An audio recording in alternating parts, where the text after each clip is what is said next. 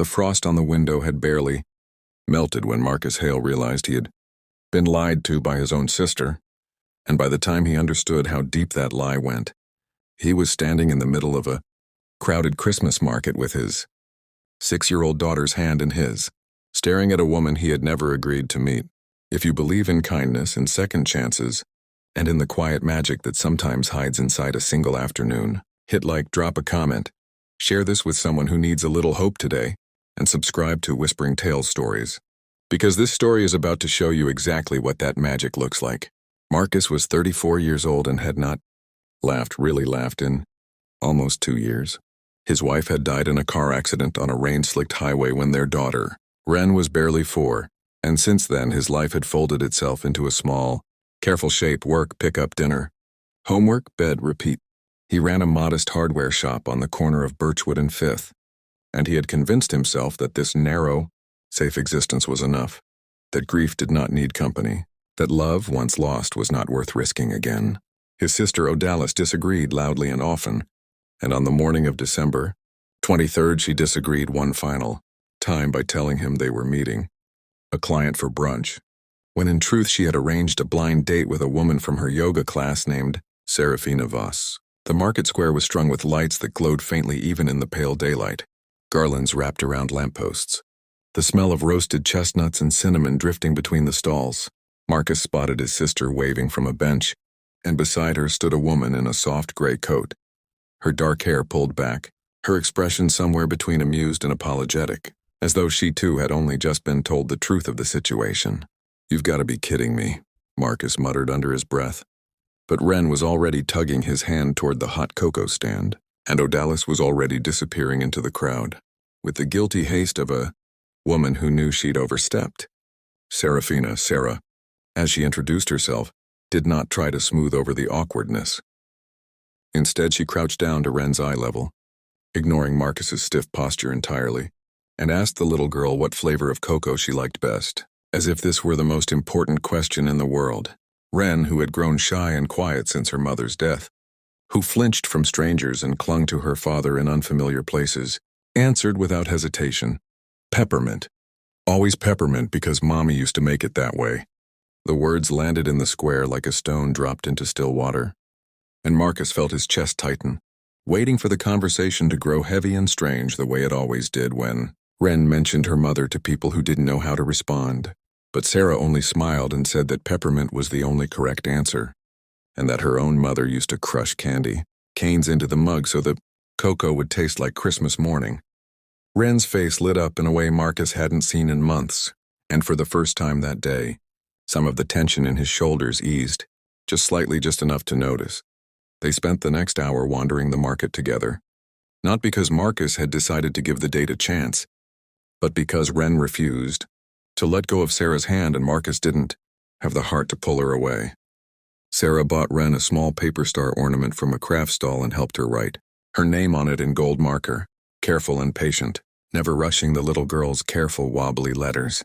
She asked Marcus about his shop, about the neighborhood, about nothing that touched too close to the wound he carried. And he found himself answering in full sentences instead of the clipped, guarded replies he usually gave. There was something in the way she listened, really listened, without trying to fix him or fill silences with empty comfort, that made the afternoon feel less like an ambush and more like an accident he didn't mind having happened. It was near the edge of the square, by the old stone fountain that had been drained for winter, that everything shifted. A street musician was playing a slow violin rendition of Silent Night, and Ren, tired from the walking, asked to be picked up. Marcus lifted her onto his hip, and she pressed her face into his shoulder, murmuring something he almost missed in the noise of the crowd. "Do you think Mommy can see the lights from heaven?" Marcus felt his throat close, the old grief rising fast and unwelcome, the way it always did when Ren asked questions he didn't know how to answer without breaking. He opened his mouth, found nothing there, and it was Sarah who spoke instead, gently, kneeling again so she was close to them both. She told Ren that love doesn't need eyes to see, that it lives in the small things, the peppermint in the cocoa, the gold star on the ornament, the sound of the violin, and that every time Ren felt happy at Christmas, that was her mother finding a way to be there. It was such a simple thing to say, and yet Marcus felt something crack open in his chest. 2 years of carefully held together grief, finally given permission to move. He turned away for a moment, blinking hard, and Sarah did not comment on it, did not make it bigger than it needed to be. She simply reached over and squeezed his arm, once, and let the moment pass. They ended up staying, until the market lights flickered on against the fading afternoon sky, far longer than any brunch was ever meant to last. Before they parted ways, Sarah knelt down one more time and told Wren that she hoped they'd see each other again soon. And Wren, without any prompting, threw her arms around Sarah's neck and whispered, "Thank you," though she never said for what. Marcus walked his daughter to the car in a kind of stunned quiet, the kind that comes after something important has happened and the mind hasn't yet caught up to the heart. That night, after Wren had fallen asleep clutching her paper star, Marcus sat at the kitchen table with 2 mugs of cocoa he had made from memory, peppermint crushed just the way Sarah described, and he found himself crying in a way he hadn't allowed himself to in years, not from sadness alone, but from something closer to relief. The release of a weight he hadn't realized he was still carrying alone. He thought about how easily he could have refused to go that morning, how close he had come to staying locked inside the careful, narrow life he'd built to protect himself and Wren from further loss.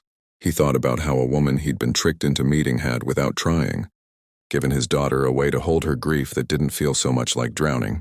He called his sister the next morning, not to scold her but to ask quietly if she still had Sarah's number. If this story touched your heart even a little, please take a moment to like this video, leave a comment and share it with someone who might need a reminder that healing can arrive in the most unexpected disguise, because stories like this deserve to be passed on. Before we reach the end, if you feel this story in your chest the way I hope you do, type the word peppermint in the comments below, so I know this one reached you. Marcus and Sarah's story did not end with fireworks or grand declarations. It began quietly the following spring, with a Sunday morning trip to the hardware shop, Wren skipping ahead between them, already asking if Sarah would help her plant sunflowers along the back fence. Marcus watched the 2 of them from behind the counter, his daughter's laughter ringing bright and unguarded through the aisles, and he understood finally that love does not always announce itself with thunder. Sometimes it slips in through a market stall selling paper stars, through a cup of cocoa made just right, through a woman who was never supposed to be his match but turned out, in every way that mattered, to be exactly what his broken little family needed. And as the sunflowers grew tall that summer, so did something else in the Hale household, something patient, something honest, something that had been waiting a long time to bloom.